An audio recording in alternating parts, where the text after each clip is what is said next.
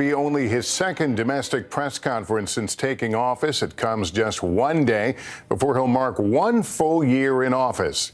And it comes as he faces growing challenges on multiple fronts. The latest Omicron wave of COVID infections overwhelming many hospitals. The administration is struggling to control historic inflation amid massive supply and labor shortages.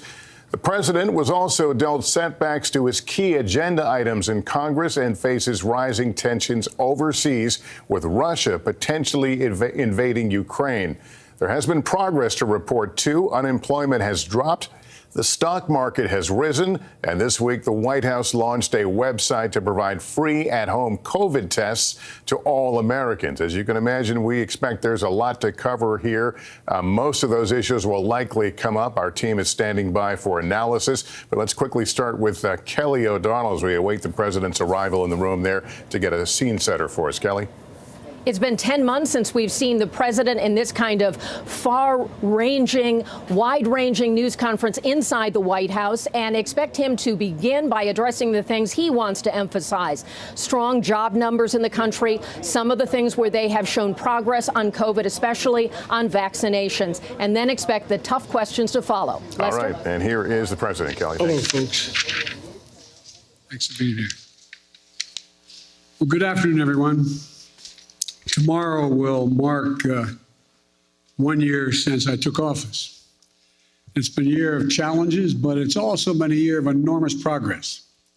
We went from 2 million people being vaccinated at the moment I was sworn in to 210 million Americans being fully vaccinated today. We created 6 million new jobs, more jobs in 1 year than any time before. Unemployment dropped. The unemployment rate dropped to 3.9%. Child poverty dropped by nearly 40%, the biggest drop ever in American history. New business applications grew by 30%, the biggest increase ever. And for the first time in a long time, this country's working people actually got a raise. People, the bottom 40%, saw their income go up, the most of all those that got a raise. We cut health insurance premiums for millions of American families, and we just made surprise medical bills illegal in this country. You know those bills you get that you don't expect of $2,000 to $5,000 from the hospital beyond what you thought you were going to have to owe because of the consultation you weren't told was going to cost that much? No more. They're now illegal. Thanks to the American Rescue Plan and other actions we've taken, we've seen record job creation, record economic growth in the past year. Now, thanks to the bipartisan infrastructure bill, we're about to make a record investment in rebuilding America to take us to be the #1 best infrastructure in the world. Well, now we're way below that. We'll be creating better jobs for millions of people, modernizing our roads, our bridges, our highways, our ports, our airports, everything from making clean water, removing lead pipes, so that every American can turn on a faucet and drink clean water. Urban and rural and suburban communities. It's going to make affordable high-speed internet available to every American in urban, rural, and suburban areas. We've never done that before.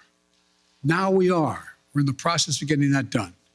Still, for all this progress, I know there's a lot of frustration and fatigue in this country. And we know why. COVID-19, Omicron has now been challenging us in a way that it's the new enemy. But while it's cause for concern, it's not cause for panic. We've been doing everything we can, learning and adapting as fast as we can, and preparing for a future beyond the pandemic.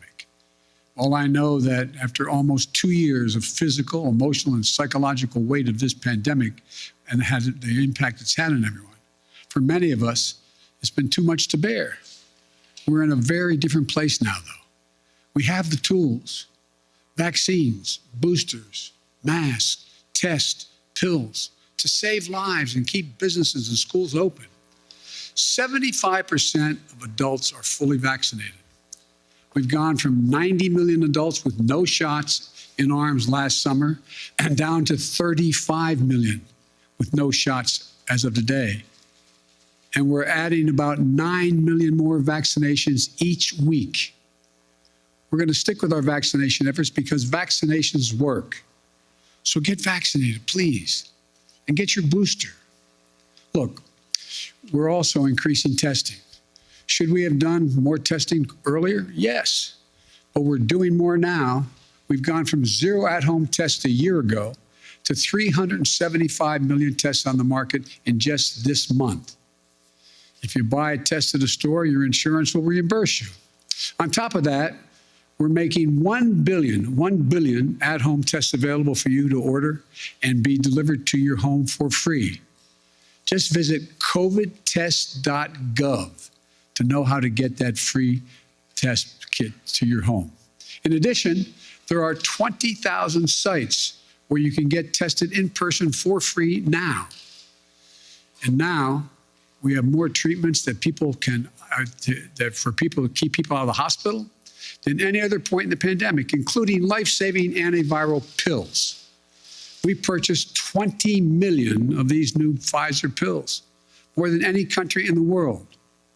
The bottom line on COVID-19 is that we're in a better place than we've been and have been thus far, clearly better than a year ago.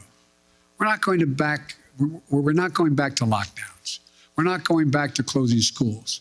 Schools should stay open because the American Rescue Plan, we provided to states $130 billion. $130 billion to keep our students and educators safe and schools open. Funding for ventilation systems in schools, social distancing, hygiene for classrooms and the school buses. In addition, we've added another $10 billion for COVID-19 tests to be able to be administered at schools. And many states and school districts have spent this money very well. Unfortunately, some haven't. I encourage the states and school districts that use the funding to protect our children and keep our schools open. Use it. The COVID-19 is not going to give up and accept things. It's just not going to go away immediately. But I'm not going to give up and accept things as they are now. Some people may call what's happening now the new normal. I call it a job not yet finished. It will get better. We're moving toward a time when COVID-19 won't disrupt our daily lives, where COVID-19 won't be a crisis, but something to protect against and a threat. Look, we're not there yet, but we will get there. Now, the second challenge we're facing are prices. COVID-19 has created a lot of economic complications, including rapid price increases across the world economy. People see it at the gas pumps, the grocery stores, and elsewhere. So here's what we're going to do. A critical job in making sure that the elevated prices don't become entrenched rests with the Federal Reserve, which has a dual mandate: full employment and stable prices. The Federal Reserve provided extraordinary support during the crisis for the previous year and a half. Given the strength of our economy and the pace of recent price increases, it's appropriate, as the federal chairman, the Fed Chairman Powell has indicated, to recalibrate the support that is now necessary. I respect the Fed's independence, and I've nominated 5 superb individuals to serve on the Federal Board of Governors, men and women from a variety of ideological perspectives. They're eminently qualified, historically diverse, and have earned bipartisan praise. And I call on the United States Senate to confirm them without any further delay. And here at the White House, and for my friends in Congress, the best thing to tackle high prices is a more productive economy with greater capacity to deliver goods and services to the American people. And a growing economy where folks have more choices and more small businesses compete, and where more goods can get to market faster and cheaper. I've laid out a 3-part plan to do just that. First, fix the supply chain. COVID-19 has had a global impact on the economy. When a factory shuts down in one part of the world, shipments to shops and homes and businesses all over the world are disrupted. COVID-19 has compounded that many times over. A couple of months ago, in this very room, we heard dire warnings about how the supply chain problems could create a real crisis around the holidays. So we acted. We brought together business and labor, and that much predicted crisis did not occur. 99% of the packages were delivered on time, and shelves were stocked. And notwithstanding the recent storms that have impacted many parts of our country, the share of goods in stock at stores is 89% now, which has barely changed from the 91% before the pandemic. I often see empty shelves being shown on television. 89% are full, which is only a few points below what it was before the pandemic. But our work's not done. My infrastructure law will supercharge your effort upgrading everything from roads and bridges to ports and airports, railways and transit, to make the economy move faster and reduce prices for families. Second thing, my Build Back Better plan will address the biggest cost of working families face every day. No other plan will do more to lower the cost for American families. It cuts the cost for childcare. Many families, including the people sitting in this room, if they have children and they're working full-time, many families pay up to $14,000 a year for childcare in big cities, less than that in smaller ones. My plan cuts that in half. That will not only be a game changer for so many families' budgets, but it will mean so much for the nearly 2 million women who've left the workforce during the pandemic because of things like childcare. My Build Back Better plan cuts the price of prescription drugs, so insulin, that today costs some people as much as $1,000 a month, will cost no more than $35 a month. It cuts the cost of elder care. It lowers energy cost. And it will do all this without raising a single penny in taxes on people making under $400,000 a year or raising the deficit. In fact, my plan cuts the deficit and it boosts the economy by getting more people into the workforce. That's why 17 Nobel Prize winners for economics say it will ease long-term inflationary pressure. The bottom line, if price increases are what you're worried about, the best answer is my Build Back Better plan. Third thing we're going to do, promote competition. Look, in too many industries, a handful of giant companies dominate the market in sectors like meat processing, railroad, shipping, and other areas. This isn't a new issue. It's not been the reason we've had high inflation today. It's not the only reason. It's been happening for a decade. But over time, it has reduced competition, squeezed out small businesses and farmers, ranchers, and increased the price for consumers. We end up with an industry like the meat processing industry, where 4 big companies dominate the markets. Pay ranchers less for their cattle they grow, charge consumers more for beef, hamburger meat, whatever they're buying. Prices are up. Look, I'm a capitalist, but capitalism without competition is not capitalism, it's exploitation. So I signed an executive order to tackle unfair competition in our economy, and we're going to continue to enforce it, along with working with Congress where we can. I'll close with this. We have faced some of the biggest challenges that we've ever faced in this country these past few years. Challenges to our public health, challenges to our economy, but we're getting through it.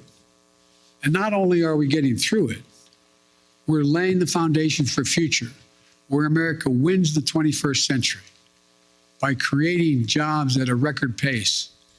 Now we need to get inflation under control. We have developed an extraordinarily effective booster shots and antiviral pills. Now we need to finish the job to get COVID-19 under control. I've long said, it's never been a good bet to bet against the American people or America. I believe that more than ever today. We've seen the grit and determination of the American people this past year. But the best days of this country are still ahead of us, not behind us. Now, I'm happy to take questions. Yes. Thank you, Mr. President. I know some of my colleagues will get into some specific issues, but I wanted to zoom out on your first year in office. Inflation is up. Your signature domestic legislation is stalled in Congress. In a few hours from now, the Senate, an effort in the Senate to deal with voting rights and voting reform legislation is going to fail. COVID-19 is still taking the lives of 1,500 Americans every day, and the nation's divisions are just as raw as they were a year ago. Did you overpromise to the American public what you could achieve in your first year in office, and how do you plan to course correct going forward? Why are you such an optimist? Look, I didn't overpromise, but I have probably outperformed what anybody thought would happen. The fact of the matter is that we're in a situation where we have made enormous progress. You mentioned the number of deaths from COVID. Well, it was 3 times that not long ago. It's coming down. Everything's changing. It's getting better. Look, I didn't overpromise, but I think if you take a look at what we've been able to do, you'd have to acknowledge we made enormous progress. But one of the things that I think is something that, one thing I haven't been able to do so far is get my Republican friends to get in the game of making things better in this country. For example, I was reading the other day, and I wrote the quote down so I don't misquote him. A quote from Senator Sununu when he decided that he wasn't going, Governor Sununu, when he decided he wasn't going to run for the Senate in New Hampshire. Here's what he said. They were all, for the most part, content with the speed at which they weren't doing anything. It was very clear that we just had to hold the line for 2 years. Okay, so I'm just going to be a roadblock for the next 2 years? That's not what I do, Sununu said. He went on to say, it bothered me that they were okay with that. Then he goes on to say, I said, okay, so we're not going to get stuff done if we win the White House back, Why didn't we do anything in 2017 and 2018? And then he said, how the Republican Sununu spoke to answer the challenge? He said, crickets, yeah, crickets. They had no answer. I did not anticipate that there'd be such a stalwart effort to make sure that the most important thing was that President Biden didn't get anything done. Think about this. What are Republicans for? What are they for? Name me one thing they're for. And so the problem here is that I think what I have to do in the change in tactic, if you will, I have to make clear to the American people what we are for. We passed a lot. We passed a lot of things that people don't even understand what's all that's in it, understandably. Remember when we passed the Affordable Care Act and everybody thought that, it really was getting pummeled and beaten. And it wasn't until after we were out of office and that next campaign, when that off-year campaign, and I wasn't in office anymore, we went in a whole bunch of districts campaigning for Democrats and Republican districts who said they wanted to do away with health care, with Obamacare. And I started pointing out that if you did that, pre-existing conditions would no longer be covered. And they said, huh? We didn't know that. We didn't know that. And guess what?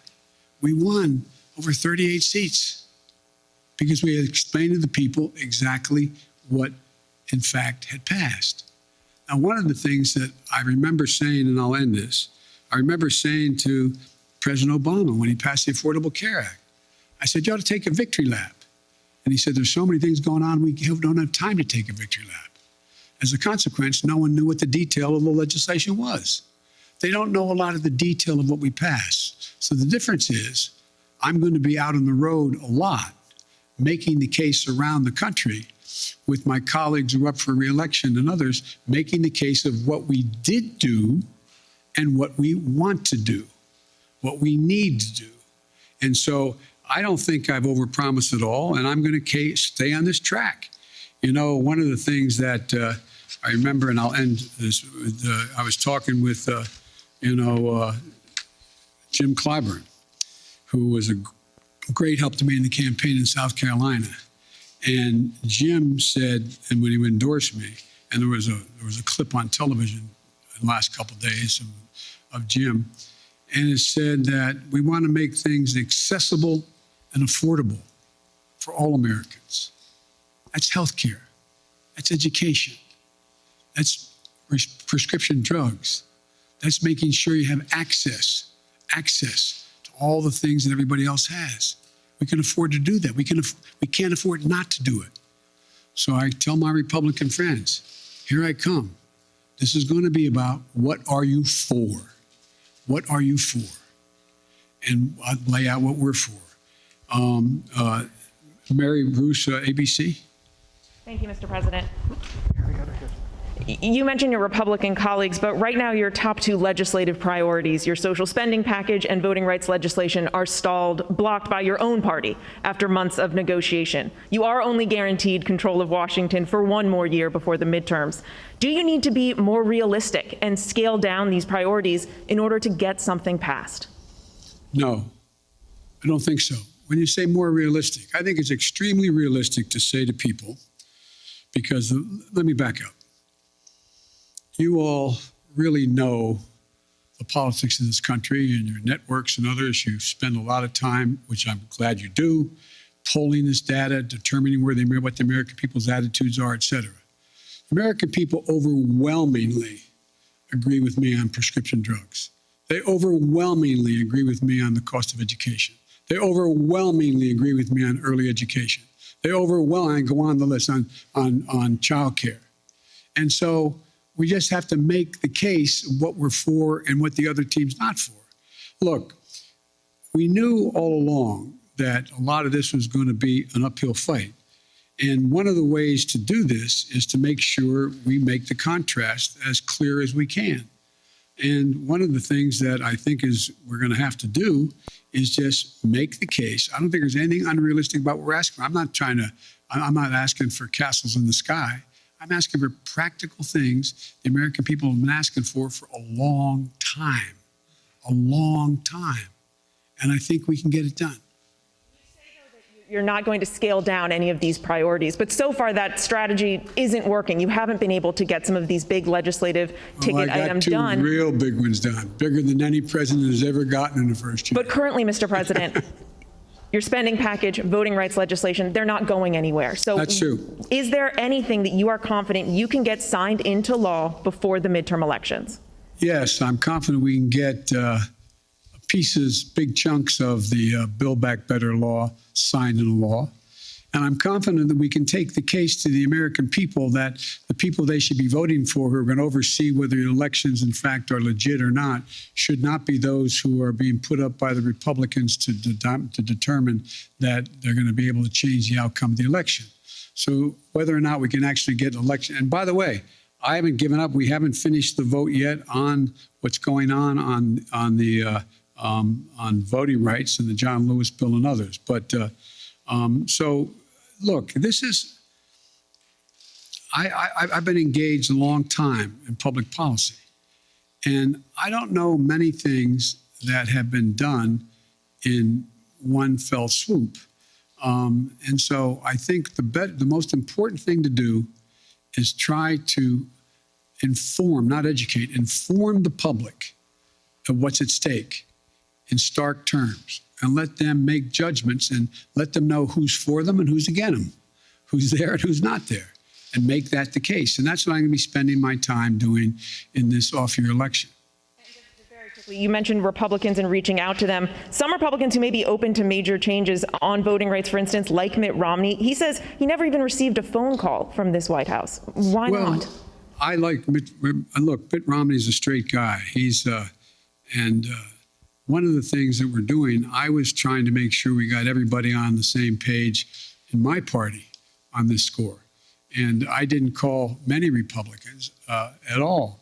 The fact is that I do think that Mitt is a serious guy. I think we can get things done. I predict to you they'll get something done on the electoral reform side of this.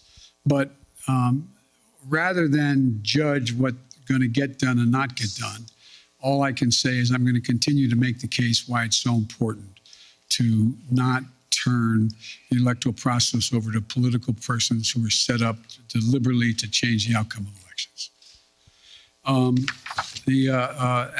Allison Harris, please.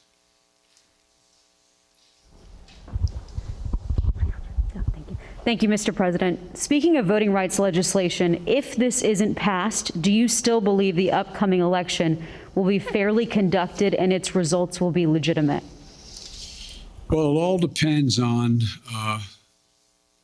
whether or not we're able to make the case to the American people that some of this is being set up to try to alter the outcome of the election. And it's one thing, look, maybe I'm just being too much of an optimist. Remember how we thought not that many people were going to show up to vote in the middle of a pandemic? We had the highest voter turnout in the history of the United States of America. Well, I think if, in fact, no matter how hard they make it for minorities to vote, I think you're going to see them willing to stand in line and defy the attempt to keep them from being able to vote. I think you're going to see the people we're trying to keep from being able to show up, showing up and making the sacrifice that needs to be made in order to change the law back to what it should be. But it's going to be difficult. I make no bones about that. It's going to be difficult. But we're not there yet. We've not run out of options yet, and we'll see how this moves. And on Omicron and education, teachers are in revolt in so many places. Parents are at odds over closing schools and remote learning. You say we're not going to go back to closing schools. You said that just moments ago, yet they're closing in some areas. What do you say to those teachers and principals and parents about school closings? And what can your administration do to help make up for learning loss for students? First of all, I'd put in perspective the question you asked. Very few schools are closing. Over 95% are still open. So you all phrase the questions when people, I don't think it's deliberate on your part, but you phrase the question when anyone watches this on television. My God, there must be, all those schools must be closing. What are we going to do? 95% are still open, number one. Number two, the idea that parents don't think it's important for their children to be in school, and teachers know it as well. That's why we made sure that we had the ability to provide the funding through the Recovery Act, through the act that the first act we passed, to be able to make sure schools were able to be safe. So we have new ventilation systems available for them. We have the way they scrub down laboratories and I mean, the laboratories kids go to the bathroom, cafeterias, buses, et cetera. All that money's there. There's billions of dollars made available. That's there. Not every school district has used it as well as it should be used, but it's there. And so in addition to that, there is now another $10 billion for testing of students in the schools. So I think as time goes on, it's much more likely you're going to see that number go back up from 95%, back up to 98, 99%. But the outfit, or the individuals of the district that says we're not going to be open is always going to get, and I'm not being critical of any of you, it's always going to get front page. It's always going to be the top of the news. But let's put it in perspective. 95, as high as 98% of the schools in America are open, functioning, and capable of doing the job. How about Jen Epstein, Bloomberg? Mr. President, thank you. Your top foreign policy advisors have warned that Russia is now ready to attack Ukraine, but there's still little unity among European allies about what a package of sanctions against Moscow would look like. If the U.S. and NATO aren't willing to put troops on the line to defend Ukraine and American allies can't agree on a sanctions package, hasn't the U.S. and the West lost nearly all of its leverage over Vladimir Putin? And given how ineffective sanctions have been in deterring Putin in the past, why should the threat of new sanctions give him pause? Well, because he's never seen sanctions like the ones I promised will be imposed if he moves, number one. Number two, we're in a situation where Vladimir Putin is about to, we've had very frank discussions, Vladimir Putin and I, and the idea that NATO is not going to be united, I don't buy. I've spoken to every major NATO leader. We've had the NATO-Russian summit. We've had the OSCE has met, et cetera. And so I think what you're going to see is that Russia will be held accountable. if it invades, and it depends on what it does. It's one thing if it's a minor incursion and then we end up having a fight about what to do and not do, et cetera. But if they actually do what they're capable of doing with the force amassed on the border, it is going to be a disaster for Russia if they further invade Ukraine, and that our allies and partners are ready to impose severe cost and significant harm on Russia and the Russian economy. And, you know, we're going to fortify our NATO allies, I told them, on the eastern flank if, in fact, he does invade. I've already shipped over $600 million worth of sophisticated equipment, defensive equipment, to the Ukrainians. The cost of going into Ukraine in terms of physical loss of life for the Russians, they'll be able to prevail over time, but it's going to be heavy. It's going to be real. It's going to be consequential. In addition to that, Putin has a stark choice. He either de-escalation or diplomacy, a confrontation of the consequences. And look, I think you're going to see, for example, everybody talks about how Russia has control over the energy supply that Europe absorbs. Well, guess what? That money that they earn from that makes about 45% of their economy. I don't see that as a one-way street. They go ahead and cut it off. It's like my mother used to say, you're biting your nose off to spite your face. It's not like they have all these wonderful choices out there. I spoke with the Prime Minister of Finland, and, we're talking about concern on the part of Finland and Sweden about what Russia is doing. The last thing that Russia needs is Finland deciding to change its status. They didn't say they're going to do that, but they're talking about what, in fact, is going on and how outrageous Russia is being. We're finding ourselves in a position where I believe you'll see that there'll be severe economic consequences. For example, anything that involves dollar denominations, if they invade, they're going to pay. Their banks will not be able to deal in dollars. So there's a lot's going to happen. But here's the thing. My conversation with Putin, and we've been, how can we say it? We have no problem understanding one another. He has no problem understanding me, nor me him. And the direct conversations were, I pointed out, I said, you've occupied before other countries, but the price has been extremely high. How long? You can go in and over time, at great loss and economic loss, go in and occupy Ukraine. But how many years? 1, 3, 5, 10? What is that going to take? What toll does that take? It's real. It's consequential. So this is not all just a cakewalk for Russia. Militarily, they have overwhelming superiority as it relates to Ukraine.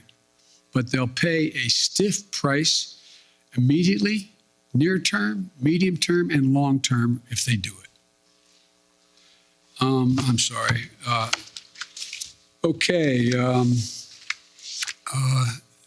David Sanger, New York Times. Thank you, Mr. President. I wanted to follow up on your answer there about Russia and Ukraine. When you were in Geneva in June, you said to us about President Putin, I think the last thing he wants now is a Cold War. Now, since then, of course, you've seen him gather these troops, 100,000 troops around Ukraine. Your Secretary of State said today he thought he could invade it at any moment. You've seen the cyber attacks, and you've seen the demand that he have a sphere of influence in which you would withdraw all American troops and nuclear weapons from what used to be the Soviet bloc. So I'm wondering if you still think that the last thing he wants is a Cold War. And has your view of him changed in the past few months? And if it has, and he does invade, would your posture be to really move back to the kind of containment policy that you saw so often when you were still in the Senate? The answer is that I think he still does not want any full-blown war, number one. Number two, do I think he'll test the West, test the United States and NATO as significantly as he can? Yes, I think he will. but I think he'll pay a serious and dear price for it that he doesn't think now will cost him what it's going to cost him. And I think he'll regret having done it. Now, whether or not, I think that, how can I say this in a public forum? I think that he is dealing with what I believe he thinks is the most tragic thing that's happened to Mother Russia, in that the Berlin Wall came down, the empire has been lost, the near abroad is gone, etc. The Soviet Union has been split. But think about what he has. He has 8 time zones, a burning tundra that will not freeze again naturally, a situation where he has a lot of oil and gas, but he is trying to find his place in the world between China and the West. And so I'm not so sure that he has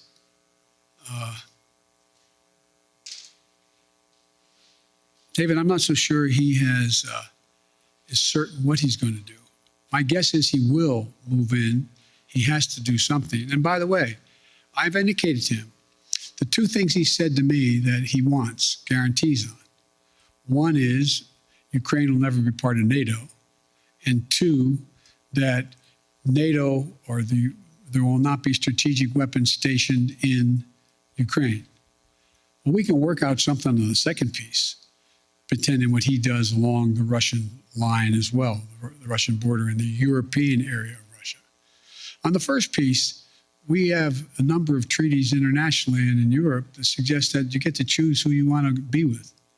But the likelihood that Ukraine is going to join NATO in the near term is not very likely, based on much more work they have to do in terms of democracy and a few other things going on there, and whether or not the major allies in the West would vote to bring Ukraine in right now. So there's room to work if he wants to do that. But I think, as usual, he's going to,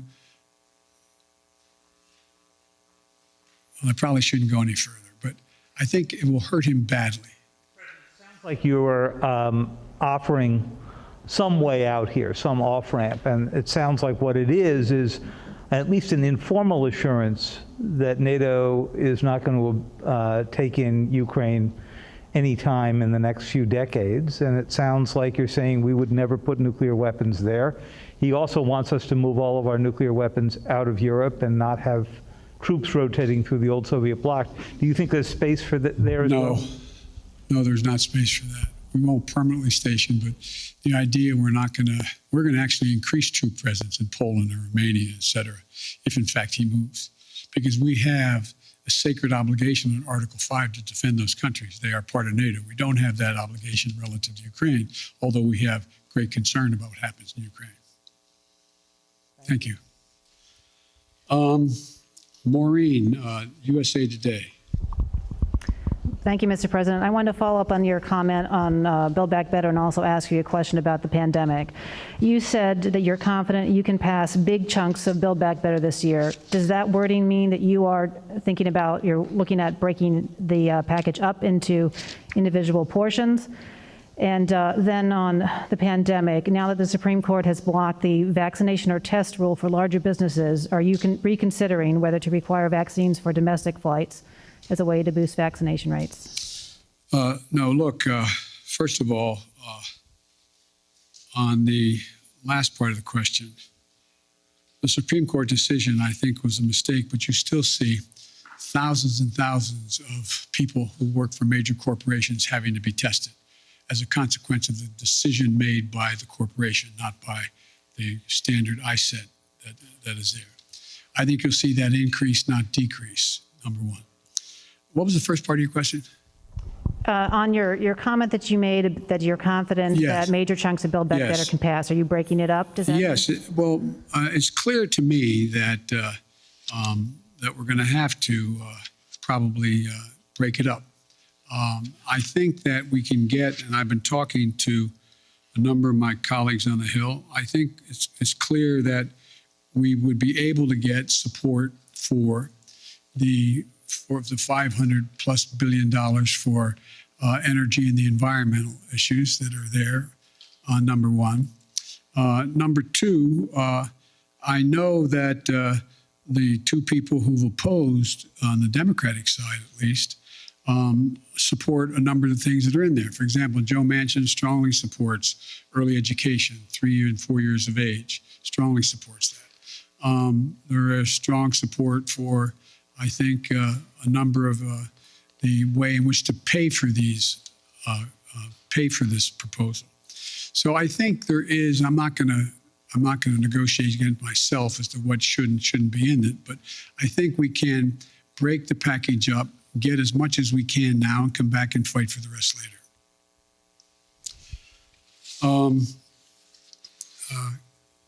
Ken, Wall Street Journal, Ken Thomas. Thank you, Mr. President. I wanted to ask you about the economy. As you said earlier, Americans are feeling the squeeze of inflation. Oil prices have been at about a 7-year high recently. How long should Americans expect to face higher prices when they're at the grocery store, when they're at the gas pump? Is this something that they're going to see into the summer, into next fall? And separately, you talk about the importance of the Fed, but isn't that an acknowledgement that you're limited in what you can do? If you're relying on the Fed to make decisions and you're unable to get a Build Back Better proposal through, aren't you simply limited in what you can do to deal with inflation? Well, look, as you know, Ken, the inflation has everything to do with the supply chain. And I think what you're seeing is that we've been able to make progress on speeding up the access to materials. For example, 1/3 of the increase in cost of living is the cost of automobiles. The reason automobiles have skyrocketed in price is because of the lack of computer chips. So we have the capacity, and we're going to do everything in our power to do it, to become self-reliant on the computer chips that we need in order to be able to produce more automobiles. That's underway. We've already passed, within the context of another bill, money for that in the House of Representatives, before the House of Representatives now. But I think there's a way we can move to, if we can move to get, for example, that one thing done, it can make a big difference in terms of the cost of, the total cost of living. Now, with regard to the whole issue of energy prices, that gets a little more complicated. But you saw what happened when I was able to convince everyone from, including China, India, a number of other countries, to agree with us to go into their version of their petroleum reserve, to release more into the market. So that brought down the price about 12, 15 cents a gallon, some places more. There's going to be a reckoning along the line here as to whether or not we're going to continue to see oil prices continue to go up in ways that are going up now relative to what impact that's going to have on the producers. And so it's going to be hard. I think that's the place where most middle-class people, working-class people get hit the most. They pull up to a pump, and all of a sudden, instead of paying $2.40 a gallon, they're paying $5 a gallon. That's going to be really difficult. But so we're going to continue to work on trying to increase oil supplies that are available. And I think there's ways in which we can be of some value added in terms of the price of gas, natural gas, and the like, to take the burden off the European countries that are now totally dependent on Russia. But it's going to be hard.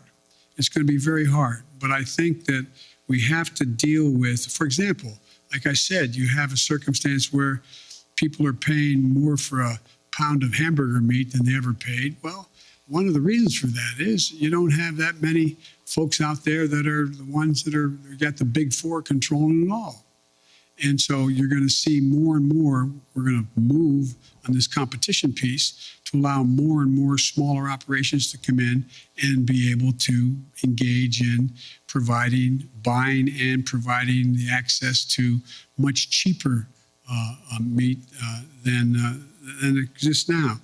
But it's going to be a haul. Now, And I assume the reason you said if I can't get Build Back Better relates to what those 17 Nobel laureate economists said, that if in fact we could pass it, it would actually lower the impact on inflation, reduce inflation over time, et cetera. So there's a lot we have to do. It's not going to be easy, but I think we can get it done. But it's going to be painful for a lot of people in the meantime. That's why the single best way to take the burden off middle class and working class folks is to pass the Build Back Better piece that are things that they're paying a lot of money for now. If you get to trade off higher gases, you're putting up with higher price of hamburgers and gas versus whether or not you're going to be able to pay for education and or childcare and the like. I think most people would make the trade. Their bottom line would be better in middle-class households. But it's going to be hard, and it's going to take a lot of work. Sir, you mentioned China. Do you think the time has come to begin lifting some of the tariffs on Chinese imports, or is there a need for China to make due on some of its commitments in the Phase 1 agreement? Some business groups would like you to begin lifting up those tariffs on China. Well, I know that, and that's why my trade rep is working on that right now. The answer is uncertain. It's uncertain. I'd like to be able to be in a position where I can say they're meeting the commitments or more of their commitments and be able to lift some of it, but we're not there yet. Nancy, CBS. Thank you so much, Mr. President. This afternoon, the Senate Minority Leader Mitch McConnell said that the midterm elections are going to be a report card on your progress on inflation, border security, and standing up to Russia. Do you think that that's a fair way to look at it? And if so, how do you think that report card looks right now? I think report cards can look pretty good if that's where we're at. But look, the idea that Mitch has been very clear. He's going to do anything to prevent Biden from being a success. I get on with Mitch. I actually like Mitch McConnell. We like one another, but he has one straightforward objective. Make sure that there's nothing I do that makes me look good in his mind, with the public at large. And that's okay. I'm a big boy. I've been here before. But the fact is that I think that I'm happy to debate and have a referendum on how I handle the economy, whether or not I've made progress on. Look, again, how can I'm taking too long answering your questions. I apologize. I think that the fundamental question is, what's Mitch for? What's he for on immigration? What's he for? What's he proposing to make anything better? What's he for dealing with Russia? That's different than I'm proposing that many of his Republican friends or his colleagues are supporting as well. What's he for on these things? What are they for? So everything's a choice, a choice. I think look, I've laid out a proposal on immigration that if we passed it, we'd be in a totally different place right now. But we're not there because we don't have a single Republican vote. My buddy John McCain's gone. So, I mean, it's going to take time. And again, I go back to Governor Sununu's quote. How long? I mean, rhetorical question. I know this is not fair to ask the press a question. I'm not asking you. But think about, did you ever think that one man out of office could intimidate an entire party where they're unwilling to take any vote contrary to what he thinks should be taken for fear of being defeated in a primary? I've had 5 Republican senators talk to me, bump into me, quote unquote, or sit with me, who've told me that they agree with whatever I'm talking about for them to do. But Joe, if I do it, I'm going to defeat it in a primary. We got to break that. It's got to change. And I doubt you're all, it sounds like I'm being solicitous, you're all bright as hell, well-informed, more informed than any group of people in America. But did any of you think that you get to a point where not a single Republican would diverge on a major issue? Not one? Anyway. Can you tell us who those 5 Republican senators are? Sure. No, are you kidding me? I maintain confidentiality. On voting but I'm rights, sure you've spoken to some.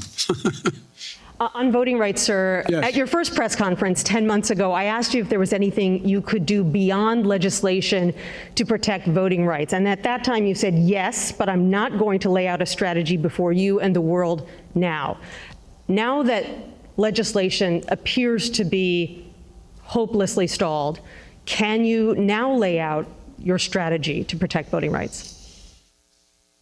Well, I'm not prepared to do that in detail in terms of the executive orders I may be able to engage in and other things I can do. But one of the things we have done, we have significantly beefed up the number of enforcers in the Justice Department who are there to challenge these unconstitutional efforts, in our view, unconstitutional efforts on the part of the Republicans to stack the election and subvert the outcomes. We have begun to organize in ways that we didn't before the communities beyond the civil rights community to make the case to the rest of the American people what's about to happen, what will happen if, in fact, these things move forward.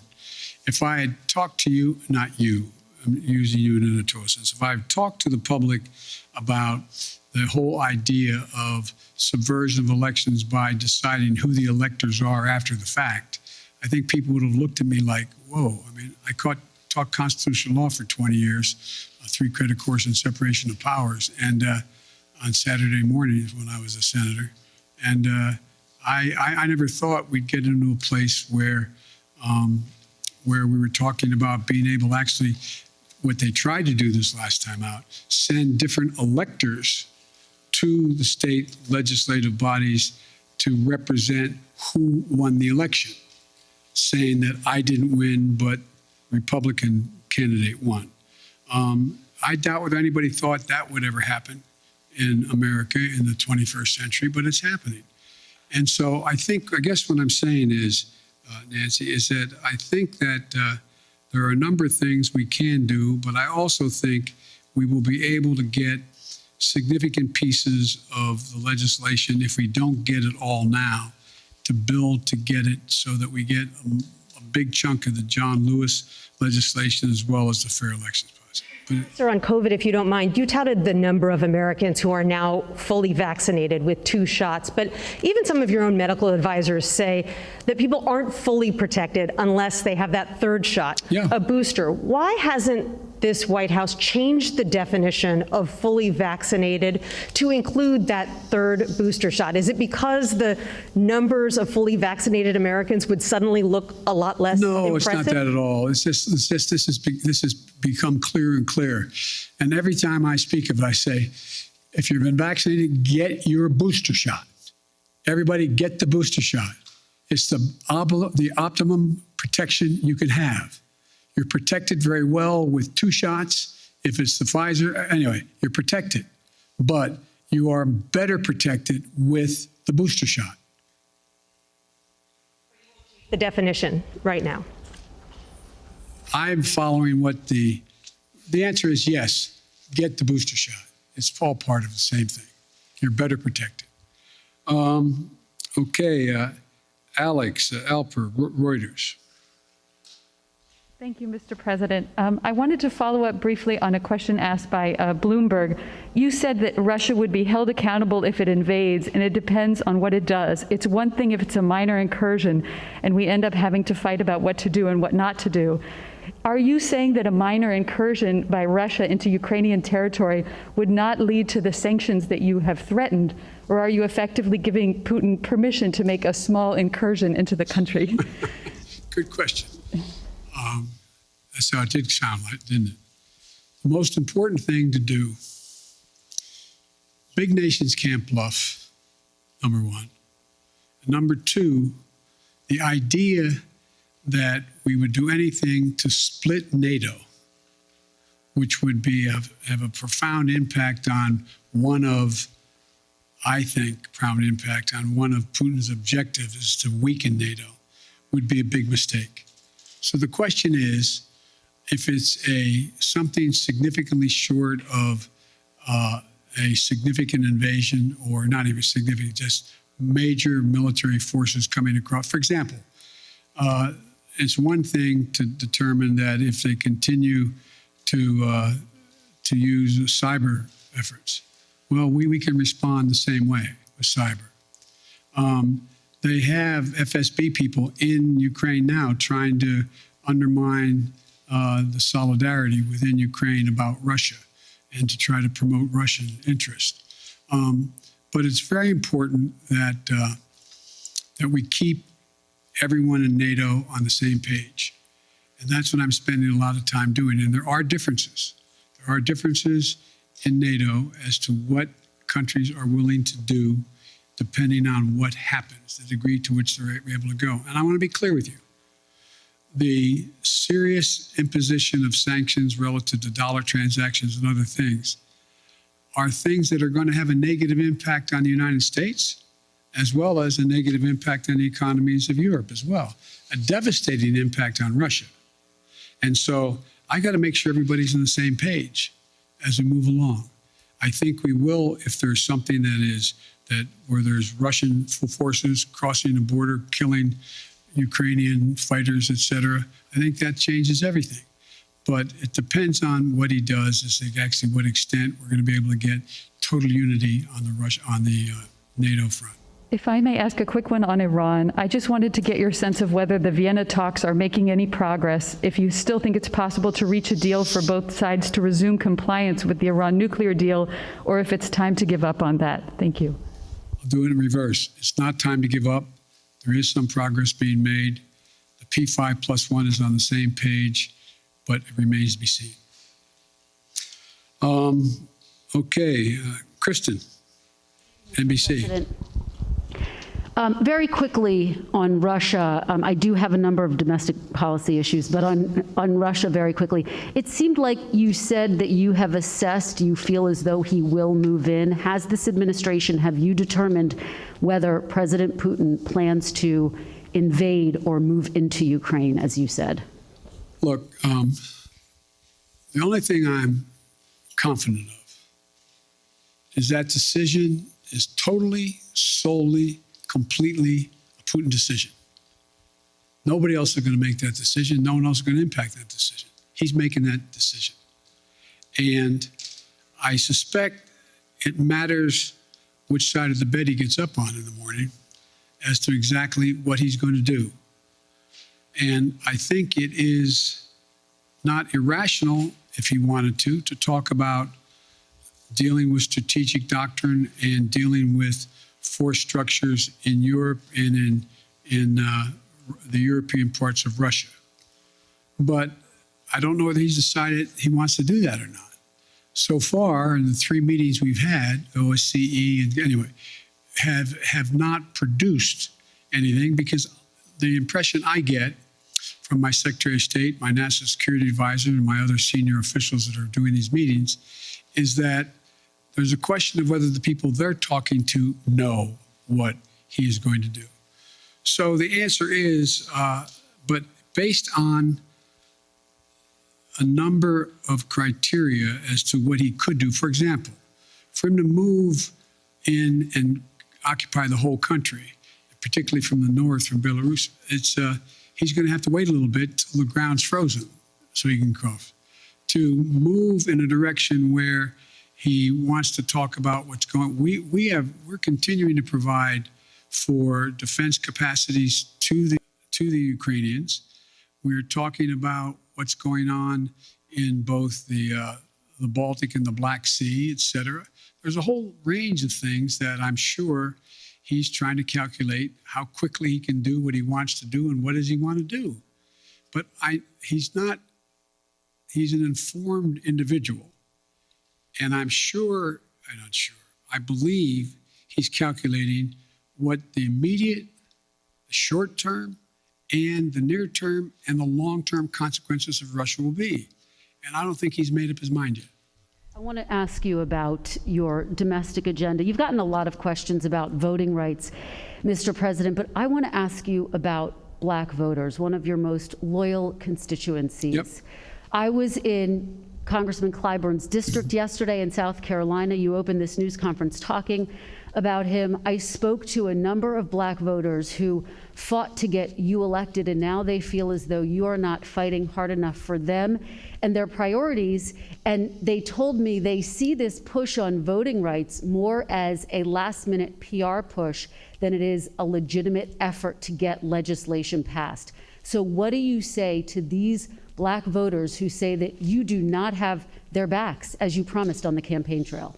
I've had their back. I've had their back my entire career. I've never not had their back. And I started on the voting rights issues long, long ago. That's what got me involved in politics in the first place. And I think part of the problem is, look, there's significant disagreement in every community on whether or not the timing of assertions made by people has been in the most timely way. So I'm sure that there are those who are saying that why didn't Biden push John Lewis bill as hard as he pushed it the last month? Why didn't he push it 6 months ago as hard as he did now? The fact is that there's a timing that is not of one's own choice. It's somewhat dictated by events that are happening in country and around the world as to what the focus is. But part of the problem is, as well, I have not been out in the community nearly enough. I've been here an awful lot. I find myself in a situation where I don't get a chance to look people in the eye because of both COVID and things that are happening in Washington, to be able to go out and do the things that I've always been able to do pretty well. Connect with people. Let them take a measure of my sincerity. Let them take a measure of who I am. For example, I mean, as I pointed out in South Carolina, last time when I was chairman of the Judiciary Committee, I got the Voting Rights Act extended for 25 years, and I got Strom Thurmond to vote for it. That's what I've been doing my whole career. And so the idea that I didn't either anticipate or because I didn't speak to it as fervently as they want me to earlier. In the meantime, I was spending a lot of time, spent hours and hours and hours talking with my colleagues on the Democratic side, trying to get them to agree that if in fact this occurred, if this push continued, that they would be there for John Lewis. And anyway, so, but I think that's a problem that is my own making by not communicating as much as I should have. Yet you find that when you deal with members of the Black Caucus and others in the United States Congress, I still have very close working relationships. So it's like every community. I'm sure that there are those in the community, and I'm a big labor guy. I'm sure there's people in labor saying, why haven't they been able to do A, B, C, or D? So it's just going to take a little bit of time. You put Vice President Harris in charge of voting rights. Are you satisfied with her work on this issue? And can you guarantee, do you commit that she will be your running mate in 2024, provided that you run again? Yes and yes. Okay. You don't care to expand? Pardon me? Do you care to expand on voting? No, there's no need to. I mean, I asked the question. She's going to be my running mate, number one. And number two, I did put her in charge. I think she's doing a good job.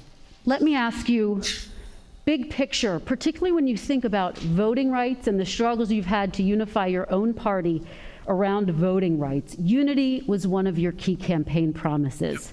In fact, in your inaugural address, you said your whole soul was in bringing America together, uniting our people. People heard the speech that you gave on voting rights in Georgia recently, in which you described those who are opposed to you to George Wallace and Jefferson Davis, and some people took exception to that. What do you say to those who were offended by your speech? And is this country more unified than it was when you first took office? Number one, anybody who listened to the speech, I did not say that there were going to be a George Wallace or a Bull Connor. I said we're going to have a decision in history that is going to be marked just like it was then. You either voted on the side that didn't make you George Wallace or didn't make you Bull Connor. But if you did not vote for the Voting Rights Act back then, you were voting with those who agreed with Connor, those who agreed with I think Mitch did a real good job of making it sound like I was attacking them. If you notice, I haven't attacked anybody publicly, any senator, any congressman publicly. And my disagreements with them have been made to them, communicate to them privately or in person with them. My desire still is, look,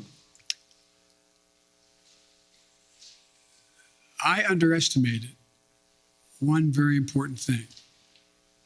I never thought that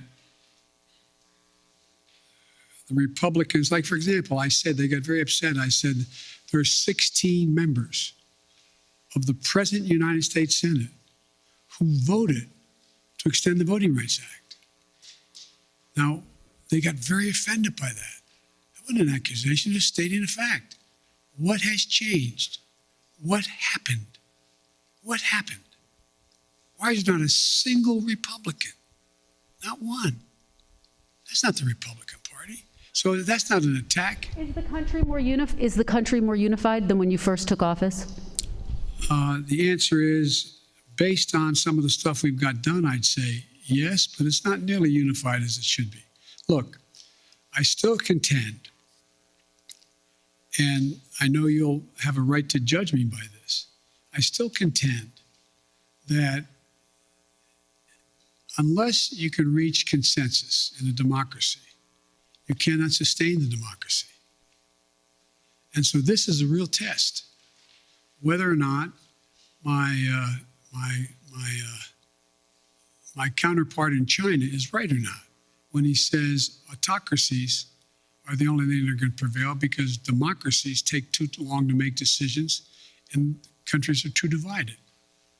I believe we're going through one of those inflection points in history that occurs every several generations or even more than that, even more time than that, where things are changing almost regardless of any particular policy. The world's changing in big ways. We're going to see, if you've heard me say this before, we're going to see more change in the next 10 years than we've seen in the last 50 years because of technology, because of fundamental alterations in alliances that are occurring, not because of any one individual, just because of the nature of things. And so I think you're going to see an awful lot of transition. And the question is, can we keep up with it? Can we maintain the democratic institutions that we have, not just here, but around the world, to be able to generate democratic consensus on how to proceed? It's going to be hard. It's going to be hard, but it requires leadership to do it. And I'm not giving up on the prospect of being able to do that. Thank you.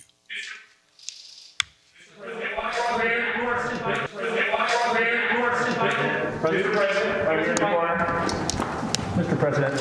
Thank you, sir. There are deep questions among Americans about the competence of government, from the messy rollout of 5G this week to the Afghanistan withdrawal to testing on COVID. What have you done to restore Americans' faith in the competence of government? And are you satisfied by the view of the competence of your government?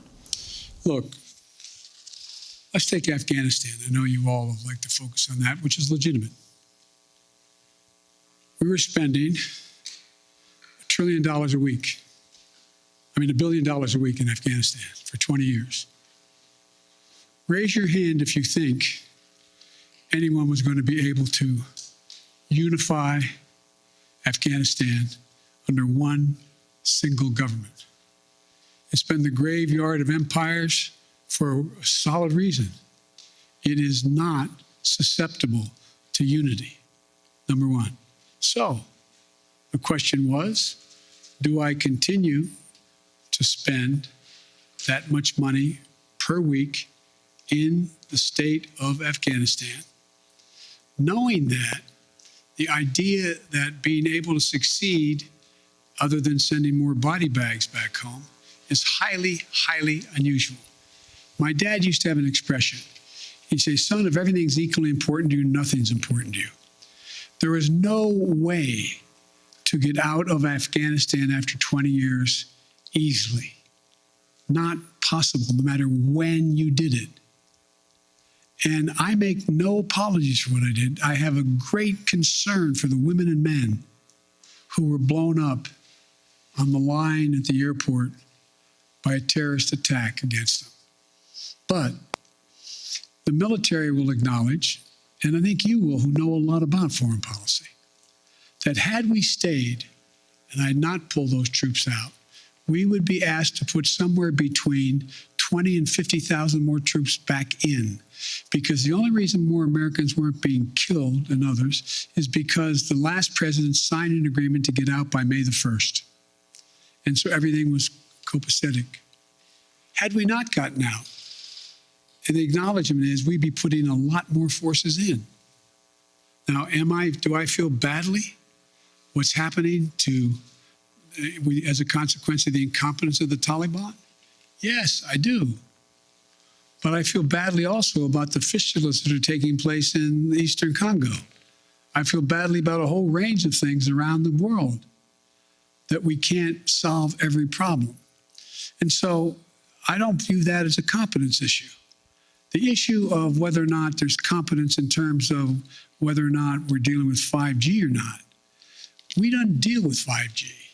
The fact is that you had two private enterprises, that had one promoting 5G and the other one are airlines. They're private enterprises. They have government regulation, admittedly. And so what I've done is pushed as hard as I can to have 5G folks hold up and abide by what was being requested by the airlines until they could more modernize over the years, so that 5G would not interfere with the potential of the landing. So any 5G tower within a certain number of miles from the airport should not be operative. And so I understand, but anything that happens that's consequential is viewed as the government's responsibility. I get that. Am I satisfied with the way in which we have dealt with COVID and all the things that go along with that? Yeah, I am satisfied. I think we've done remarkably well. You know, the idea that on testing we should have done it quicker, but we've done remarkable since then. What we have is we have more testing going on than anywhere in the world, and we're going to continue to increase that. Did we have it at the moment exactly when we should have moved, and could we have moved a month earlier? Yeah, we could have. But with everything else that's going on, I don't view that as somehow a mark of incompetence. Look, think of what we did on COVID. When we were pushing on AstraZeneca to provide more vaccines, well, guess what? They didn't have the machinery to be able to do it. So I physically went to Michigan, stood there in a factory with the head of AstraZeneca and said, we'll provide the machinery for you. This is what we'll do. We'll help you do it so you can produce this vaccine more rapidly. I think that's pretty hands-on stuff. We also said right now, when the hospitalizations are overrunning hospitals and you have docs and nurses out because of COVID, they have COVID. We put thousands of people back in those hospitals. Look at all the military personnel we have there, first responders. Nobody has ever organized a strategic operation to get as many shots in arms by opening clinics and being able to get so many people vaccinated. What I'm doing now is not just getting significant amounts of vaccines to the rest of the world, but they now need the mechanical way is how they get shots in arms. So we're providing them to know how to do that. Now, should everybody in America know that? No, I don't necessarily know that. They're just trying to figure out how to put 3 squares on the table and stay safe. But so I do think the place where I was a little disappointed, I wish we could have written it differently, is when we did the legislation to provide the funding for COVID and the money we provided for the states to be able to deal with keeping schools open. Some of them didn't do a very good job. Some are still holding the money. I don't have the authority to do anything about that. I think that's not particularly competent. There's things that could and should have been done. They could have moved faster. So I understand the frustration. You know, I remember, I think it was, I forget which cabinet member saying to Barack Obama, something was going on, and he said, well, you're going to be sure, Mr. President, of the millions of employees you have out there, somebody's screwing up right now. Somebody's screwing up. So, it's just but I think you have to look at things that we used to look at it on balance. What is the trajectory of the country? Is it moving in the right direction now? I don't know how we can say it's not. I understand the overwhelming frustration, fear, and concern with regard to inflation and COVID. I get it. But the idea, if I told you when we started, I tell you what I'm going to do. First year, I'm going to create over 6 million jobs. I'm going to get unemployment down to 3.9%. I'm going to generate, and I named it all. You'd look at me like you're nuts. Maybe I'm wrong. President, at least in our recent memory, with as much Washington experience as you entered this office with, but yet after we sit here for more than an hour, I'm not sure I've heard you say if you would do anything differently in the second year of your term. Do you plan to do anything differently? Yeah, look, the thing I have to do... Are you satisfied with your team here at the White House, sir? I'm satisfied with the team. There's 3 things I'm going to do differently now that I've gotten the critical crises out of the way in the sense of that movement, knowing exactly where we're going. Number 1, I'm going to get out of this place more often. I'm going to go out and talk to the public. I'm going to do public fora.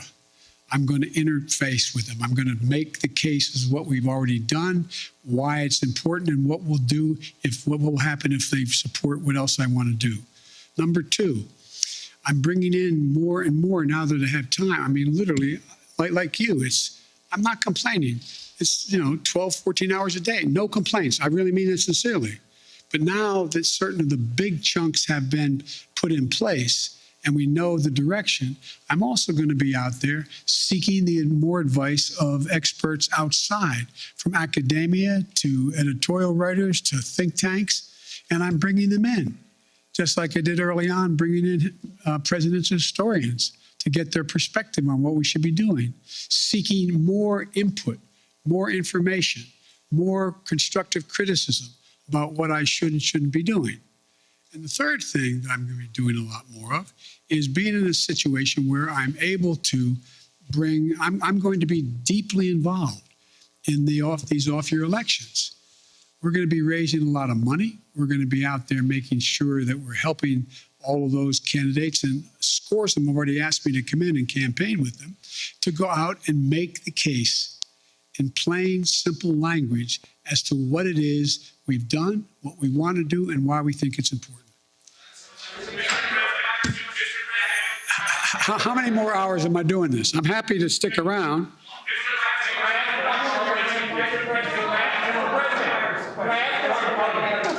You always ask me the nicest questions.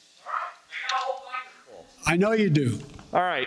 None of them make a lot of sense to me, but well, let's try. Fire away. Come on. A new year. Why are you trying so hard in your first year to pull the country so far to the left? Well, I'm not. I don't know what you consider to be too far to the left. If in fact we're talking about making sure that we had the money for COVID, making sure we had the money to put together the bipartisan infrastructure, making sure we were able to provide for those things that, in fact, would significantly reduce the burden on working class people, but make them, they have to continue to work hard. I don't know how that is pulling it to the left.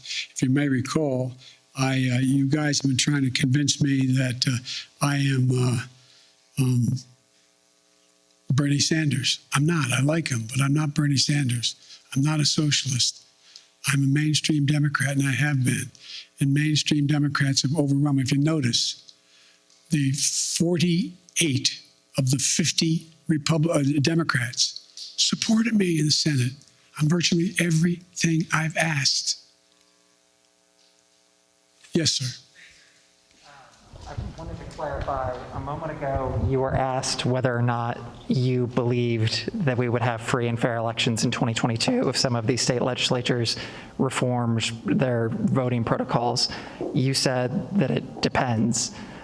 Do you think that they would in any way be illegitimate? Oh, yeah, I think it easily could be illegitimate. Imagine if, in fact, Trump has succeeded in convincing Pence to not count the votes. Imagine if... In regards to 2022, sir, the midterm 2022. elections. I mean, imagine if those attempts to say that the count was not legit. You have to recount it, and we're not going to count. We're going to discard the following votes. I mean, sure, I'm not saying it's going to be legit. It's the increase in the prospect of being illegitimate is a direct proportion to us not being able to get these reforms passed. But I don't think you're not going to see me, and I don't think you're going to see the Democratic Party give up on coming back at assuming that the attempt fails today. And then one more, sir. You campaigned and you ran on a return to civility. And I know that you dispute the characterization that you called folks who would oppose those voting bills as being Bull Connor or George Wallace. But you said that they would be sort of in the same camp. No, I didn't say that. Look what I said. Go back and read what I said and tell me if you think I called anyone who voted on the side of the position taken by Bull Connor that they were Bull Connor. And that is an interesting reading of English. I assume you got into journalism because you like to write. So did you expect that would work with Senators Manchin or Sinema? No, here's the thing. There's certain things that are so consequential. You have to speak from your heart as well as your head. I was speaking out forcefully on what I think to be at stake. That's what it is. And by the way, no one forgets who was on the side of King or Bull Connor. No one done it. The history books will note it. And when I was making the case, don't think this is a freebie. You don't get to vote this way and then somehow it goes away. This will stick with you the rest of your career and long after you're gone. And Mr. President, folks. So one more on Ukraine, please, sir. Okay. Whoa. Hang on, guys. We've only gone an hour and 20 minutes. I'll keep going. But I'm going to go. Let me get something straight here. How long are you guys ready to go? You want to go for another hour or two?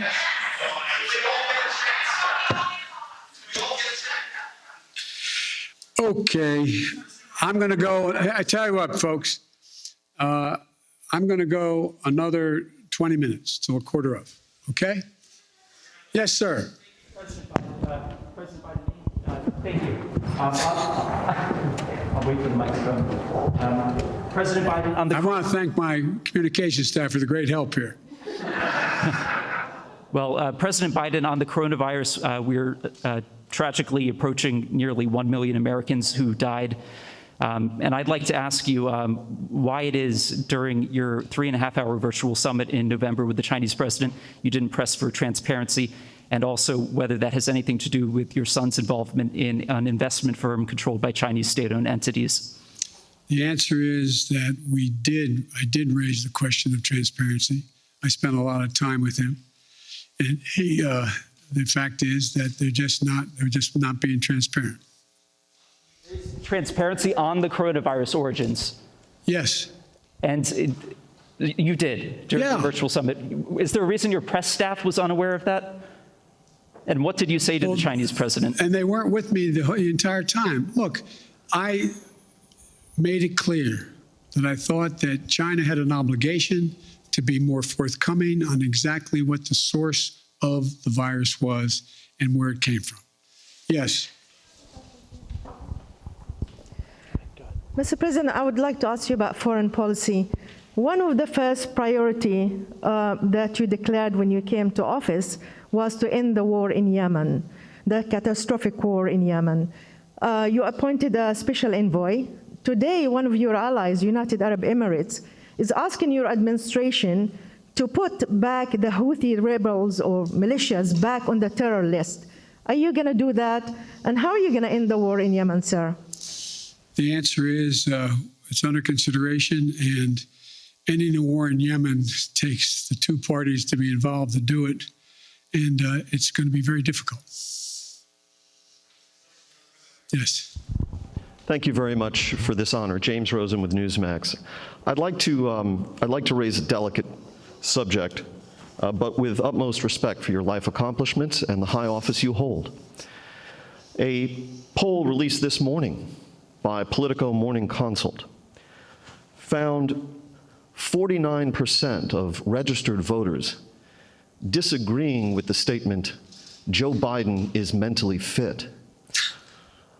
Wow. Not even a majority of Democrats who responded strongly affirmed that statement. Well, I'll let you all make the judgment whether they're correct. Well, so the question I have for you, sir, if you'd let me finish, is why do you suppose such large segments of the American electorate have come to harbor such profound concerns about your cognitive fitness? Thank you. I have no idea. Yes, sir.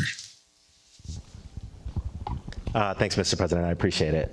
I wanted to sort of address or ask about a tension that's sort of been in this press conference on unifying the country, because you campaigned on two things. One of them is being able to accomplish big things, and the other is the ability to unify the country. And even today, you've talked about sort of a different posture with Republicans. And I wonder if you still think it's possible to do both of those things. We have to. We have to. I mean, as long as I hold public office, I'm going to continue to attempt to do both things. More follow-up. Around this time last year when you were campaigning in Georgia, I think one of the things you told people was the power is literally in your hands. You know, if voters give Democrats the House and the Senate and the presidency, that all these big things can get accomplished. And, you know, we've seen stalemate, we've seen things being stymied. Why should folks believe you this time around? Can you think of any other president's done as much in 1 year? Name one for me. I'm asking you. I'm serious. You guys talk about how nothing's happened. I don't think there's been much on any incoming president's plate that's been a bigger menu than the plate I had given to me. I'm not complaining. Knew that running in. And the fact of the matter is we got an awful lot done. An awful lot done. And there's more to get done. But look, let me ask a rhetorical question. No, I won't. Anyway. Okay. Thank you. Yes.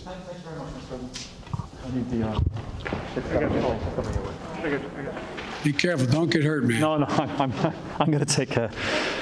Mr. President, thank you. Sebastian Smith from AFP. Another question on Ukraine. Ukraine borders 4 NATO member countries. How concerned are you concerned that a real conflagration in Ukraine, if the Russians really go in there, that it could suck in NATO countries that are on the border and you end up with an actual NATO-Russia confrontation of some kind?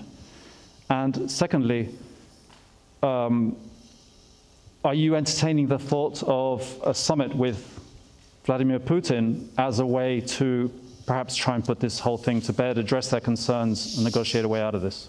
The last question, yes. When we talked about whether or not we'd pick the 3 meetings we talked about, and we talked about we would go from there if there was reason to go to a summit. We talked about a summit as being before the Ukraine item came up in terms of strategic doctrine and what the strategic relationship would be. So I still think that is a possibility, number one. Number two, I am very concerned. I'm very concerned that this could end up being, look, the only war that's worse than one that's intended is one that's unintended.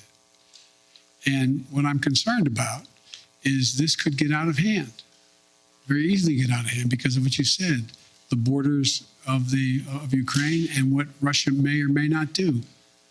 I am hoping that Vladimir Putin understands that he is short of a full-blown nuclear war. He's not in a very good position to dominate the world. And so I don't think he thinks that. But it is a concern. And that's why we have to be very careful about how we move forward and make it clear to him that there are prices to pay that could, in fact, cost his country an awful lot. But of course, you have to be concerned when you have, nuclear power invading. If he invades, it hasn't happened since World War II. This is the most consequential thing that's happened in the world in terms of war and peace since World War II.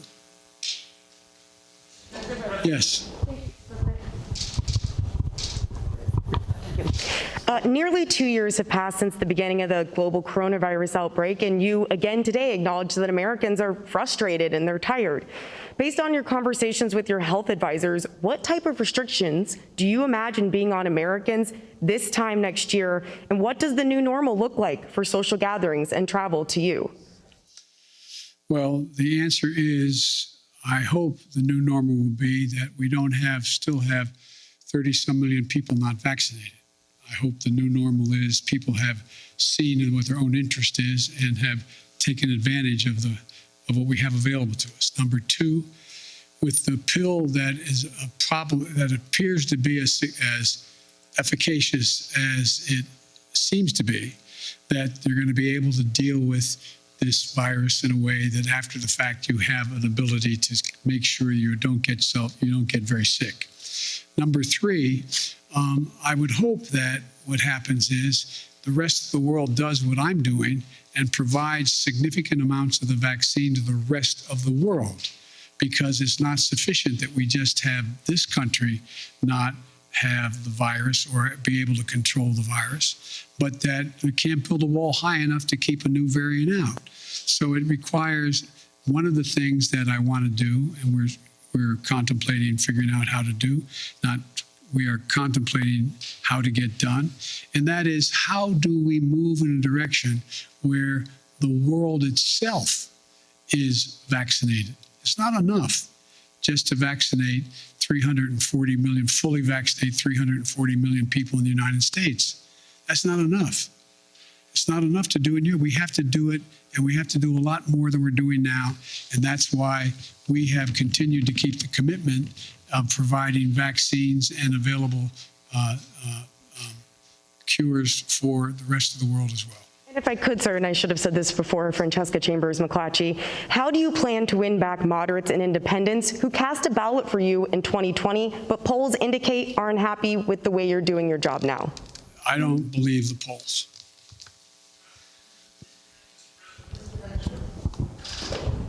Well, why don't you just go down the road there?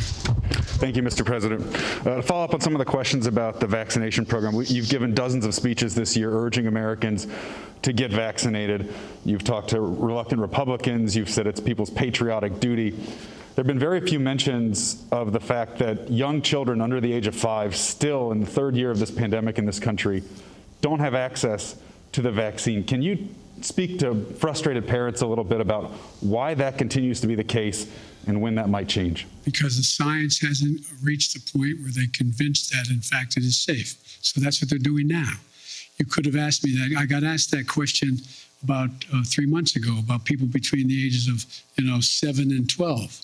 Well, they've got to the point where they felt secure in the number of tests they had done and the tests they had run, that it was safe.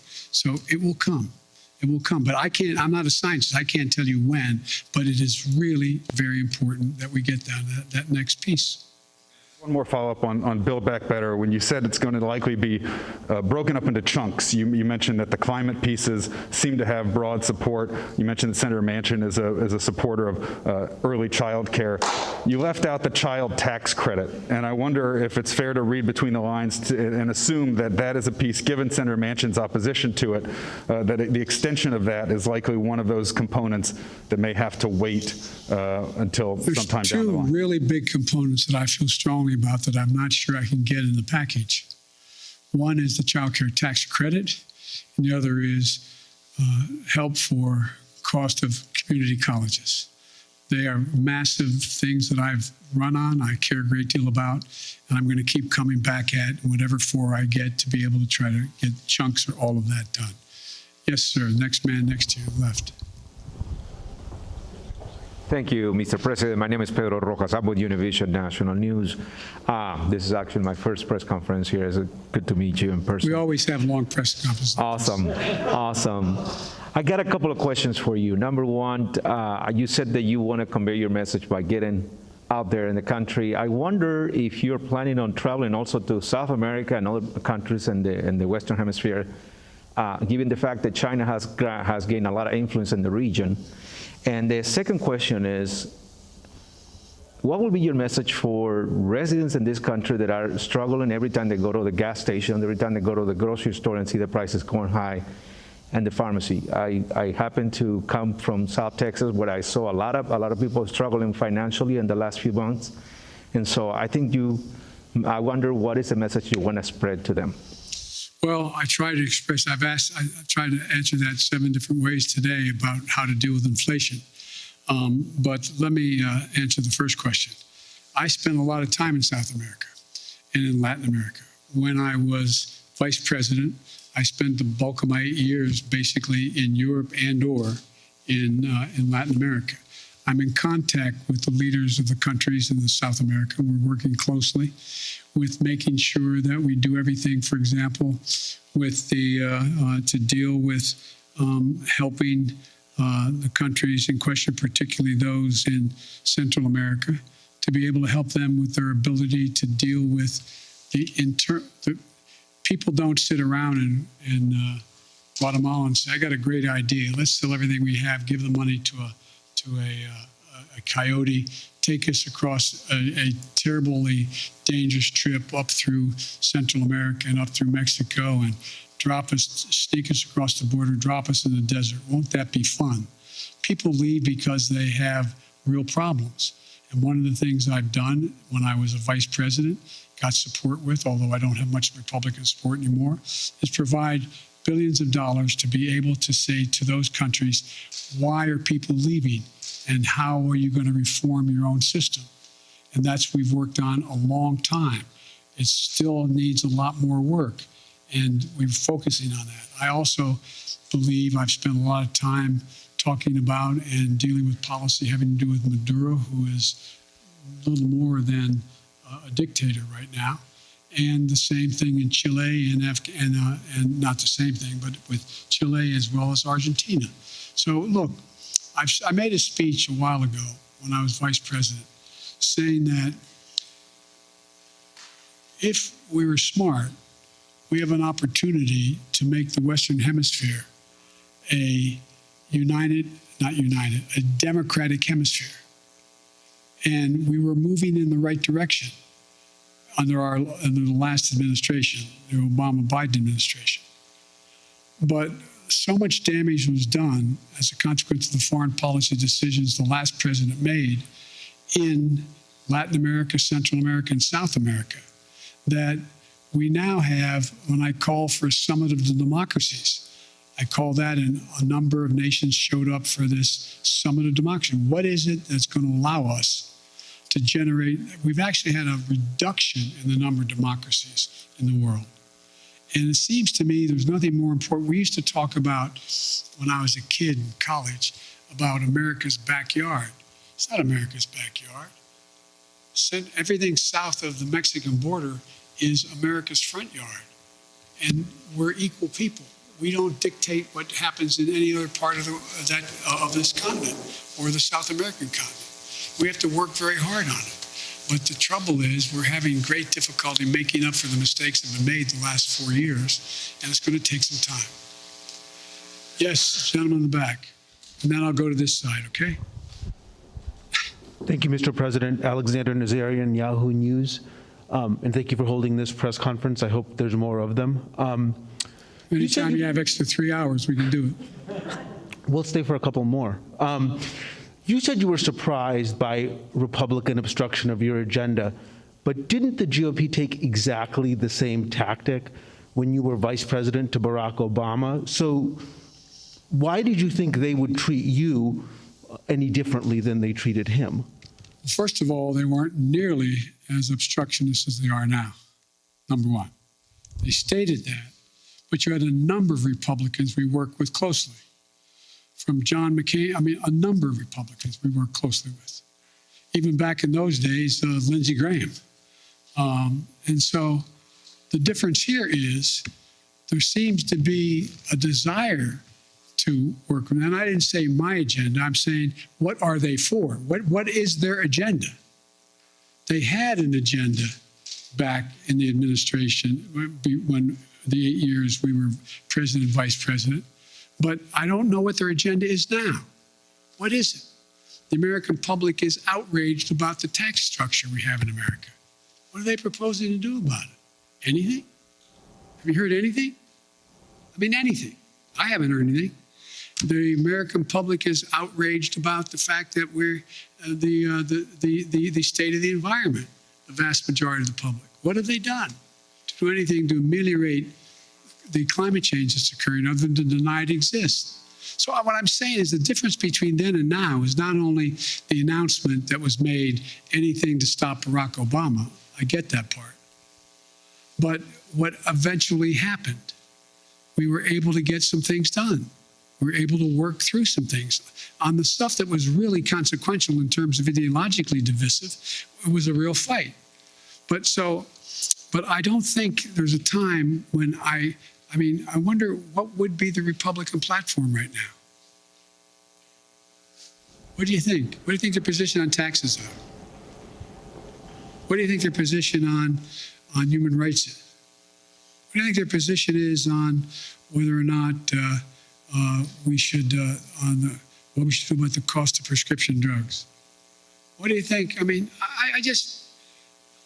honest to God don't know what they're for, yet I know a lot of these senators and congressmen, and I know they do have things they want to support, whether they're things I want or not. But you don't hear much about that. And every once in a while, when you hear something where there's a consensus, it's important but a small item, and it doesn't get much coverage at all where it occurs. I'm not mean coverage. There's not much discussion about it. So I just think it's a different. And I don't know that no matter how strongly one supports, as a Republican and/or supports the former president of the United States, I don't know how we can't look at what happened on January 6th and think that's a problem. That's a real problem. One more question, Mr. President. By the way, it's a quarter of, guys, now, so I'm going to do this. If you answer me easy questions, I'll give you quick answers. There's an increasing concern, I think, among some Democrats that even if schools do continue to open, and I get that most of them are now open, Republicans will weaponize this narrative of you and other leading Democrats, allowing them to stay closed in the midterms next year. Obviously that issue has a lot of traction with suburban parents, as I think we saw in Virginia. I'm confused by the question. I'm sorry. Well, could school reopenings or closures become a potent midterm issue for Republicans to win back the suburbs? Oh, I think it could be, but I hope in God that look,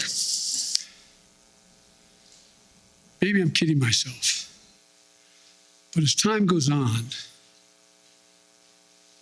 the voter who is just trying to figure out, as I said, how to take care of their family, put 3 squares on the table, stay safe, be able to pay their mortgage or their rent, et cetera, is becoming much more informed on the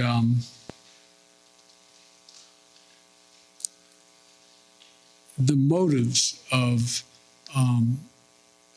some of the political players and some of the political parties. And I think that they are not going to be as susceptible to believing some of the outlandish things that have been said and continue to be said. You know, every president, not necessarily in the first 12 months, but every president the first couple of years, every president, of the last presidents, at least 4 of them, have had polling numbers that are 44% favorable. So it's this idea that, but you all, not you all, but now it is, well, Biden's at, one poll showed him at 33%. The average is 44, 45%. One poll him at 49%. I mean, the idea that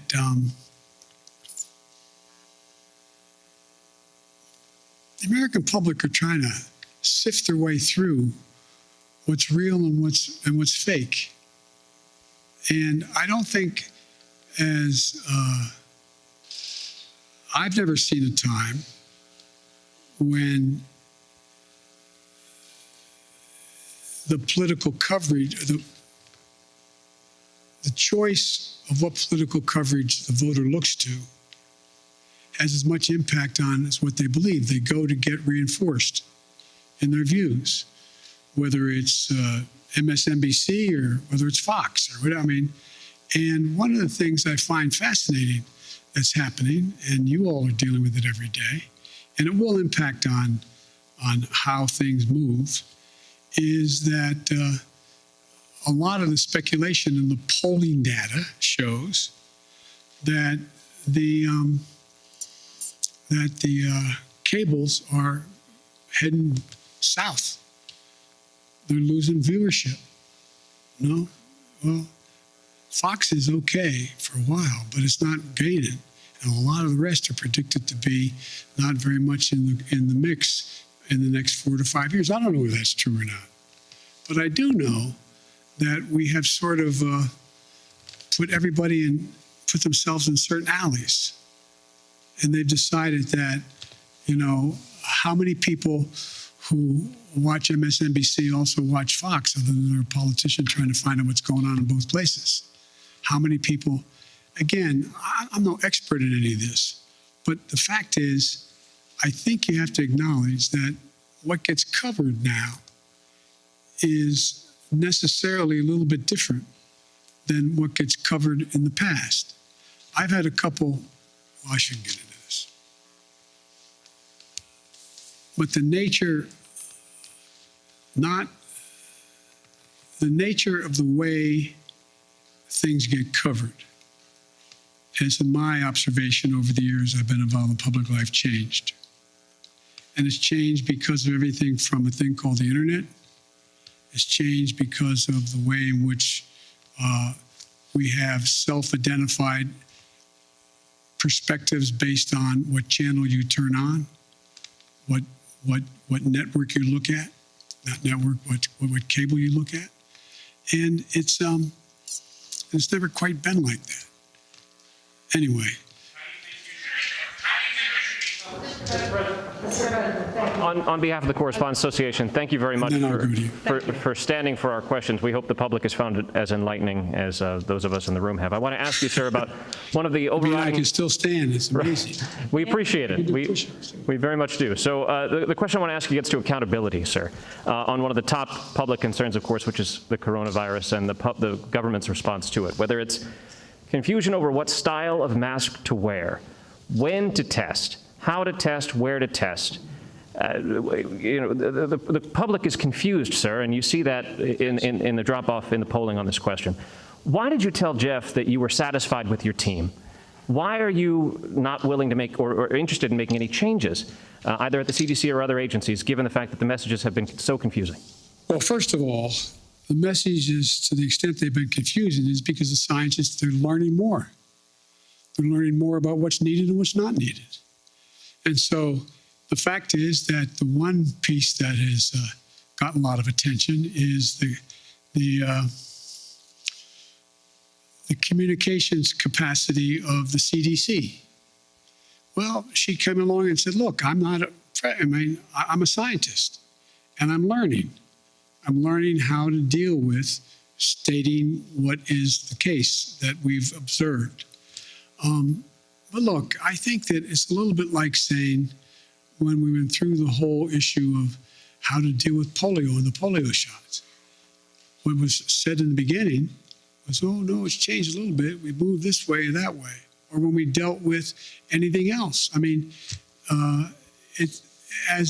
this was a brand new virus, a brand new phenomenon.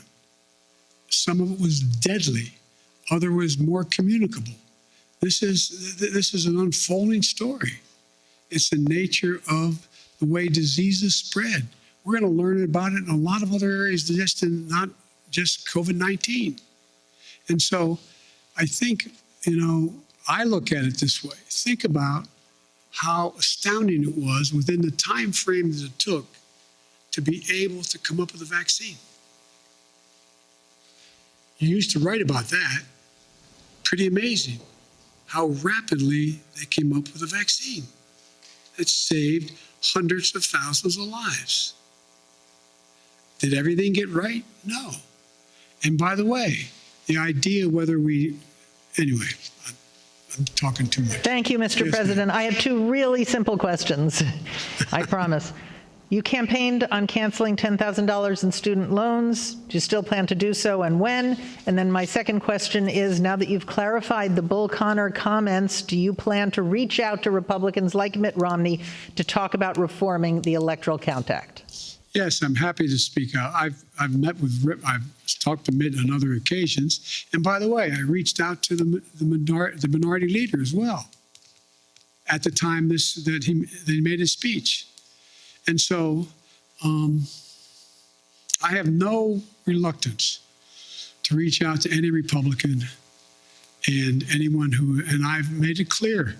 Look, I've now had the opportunity to travel because of funerals and eulogies I've made and attended, and congressmen and senators have come along with me. Don't hold me to the number, but somewhere between 20 and 25 senators and congresspersons have traveled with me. And I find you should get the list of them and ask how I said for the 2, 3, 4, 5 hours that we've flown together, sit back in that conference table and talk to them. Ask them questions. They ask me questions. I learn a heck of a lot. But as president, you don't quite have that ability to do that as often as I'd like to be able to do it. And one of the things that I do think that has been made clear to me, speaking of polling, is the public doesn't want me to be the president's senator. They want me to be the president and let senators be senators. And so if I've made many mistakes, I'm sure. If I've made a mistake, I'm used to negotiating to get things done, and I've been, in the past, relatively successful at it in the United States Senate, even as vice president. But I think that role as president is a different role. Folks, it is now almost 6. With all due respect, I'm going to see you next conference, okay? Thank you. Well, a few more questions shouted, but after almost 2 hours, President Biden concluding a wide-ranging news conference in which he took credit for many things, the accomplishments of the last year. Tomorrow is the 1-year anniversary of his time in the White House. The president also acknowledging some things that haven't gone well, some of his domestic agenda, the testing rollout early on in the pandemic. He also had sharp words for Vladimir Putin as he tried to get in his mind and predict whether there will be an invasion of Ukraine. A lot to cover here. NBC News political director and moderator of Meet the Press, Chuck Todd, watching along with me. Chuck, I'm fascinated to hear your thoughts. Well, let me start with two biggest pieces of news that I think came out of this press conference. Number one, Build Back Better is going to get broken up. He knows the child care tax credit isn't going to be part of it. You're going to start to see this piecemeal. It had been teased a little bit in sources and this or that, but he's pretty clear here. It was followed up with a number of times. I think we know where that's headed. The other thing is he gave a pretty clear hint that the Europeans are a little more skittish about getting tough on Russia than the United States is. When he said it depends on what he does across the border, and then he was with Russia, and somebody correctly, I thought it was a terrific follow-up there, correctly said, are you basically given permission for a small incursion? And then he went in and he elaborated about the issue with, well, not every European country essentially views everything the same and keeping everybody on board. And you know what? In many ways, Lester, that was the epitome of this press conference overall, which was he should do more of these, because I have come away with a better understanding of what he's thinking, why he does what he does. Some people will be frustrated by some of the ways he answers questions. Some people will, but he was pretty unfiltered. And I'm sure some of his press staff will say you shouldn't have gone an extra half hour. But, there's nothing wrong with exhausting the press corps, if you will. Look, this was the other part of it that struck me, Lester, is I actually felt like I was seeing candidate Biden again. He was trying to tack back toward Mr. Pragmatic, tack back toward that, hey, I'm a mainstream. I think he twice emphasized that he's a capitalist, unlike Bernie Sanders, right? Going back to the candidate. So while he won't say they're repositioning themselves, he clearly today, in almost every answer he gave, whether it was about bringing the country together, Build Back Better, or voting rights, he tried to get himself back to talking to the middle. And for a guy who says he doesn't believe any of the polling, he talked a lot about polls, but I can tell you this, he sounds like a guy who has watched some of these focus groups that a lot of other Democrats have been holding, because he was trying to respond to the frustration of the middle of the electorate. So look, he should do more of these at about an hour at a time, but I do think the way he handles them, it did fill in some gaps that the public was missing. Yeah, no question. He was enlightening and really answered deeply a lot of these questions. I want to note there was some breaking news during the president's press conference. Democratic Senator Joe Manchin was speaking on the Senate floor, essentially opposing change to the filibuster rule, making passage of the voting rights bill unlikely. Again, this is happening on almost a split-screen moment. Garrett Haake from the Capitol now with a bit more on that. Garrett? Yeah, Lester, you heard Chuck say that the president's going to have to break up some of these other bills now going forward. He's going to have to because of Joe Manchin's position, which has been his position all along, but that he really just dug in even further on in a floor speech, which a lot of his Democratic colleagues were watching, as he said he would not support any change to the Senate rules done by Democrats alone that would allow legislation to pass with a simple 50-vote majority, whether that's the Build Back Better Act that includes so much of the president's domestic priorities, or in this case, the voting rights package that's been the focus of all of Washington here over the last couple of weeks. Joe Manchin digging in, saying he won't support the rules change despite supporting the underlying law. And you heard the president allude to perhaps taking smaller bites at making changes to the electoral system as well. He'll have to, with Joe Manchin elaborating further on his position today. All right, Garrett, thank you. NBC News Chief Foreign Affairs Correspondent Richard Engel is with us now from Ukraine's capital. You've heard some of what the president said about the risk of war there. Give us the temperature on the ground. Well, I think there were major headlines about Ukraine. First, that he expects Russia will do some sort of military action, that Vladimir Putin can't not act. And then he seemed to give Vladimir Putin a little bit of space. Even when pressed, President Biden made a difference between a major invasion of this country, potentially coming here to Kiev, or a minor incursion in which allies are starting to question whether that was an incursion or not. Now, there's only one place where you could have a minor incursion that is at all questionable, and that is in the far east of this country, where Russia already controls, through separatists, several enclaves. So right now, a lot of people in Ukraine are going to be watching this speech, Vladimir Putin likely poring over this speech, wondering, did President Biden just give Vladimir Putin, a green light to do a partial incursion in the east of this country. No doubt they were watching in Moscow. All right, Richard Engel, thank you. That concludes our coverage of the president's remarks. We'll have much more tonight on NBC Nightly News. In fact, the eastern half of the country. I'll see you in just about a half hour. For now, I'm Lester Holt, NBC News, New York. Thank you for watching, everyone.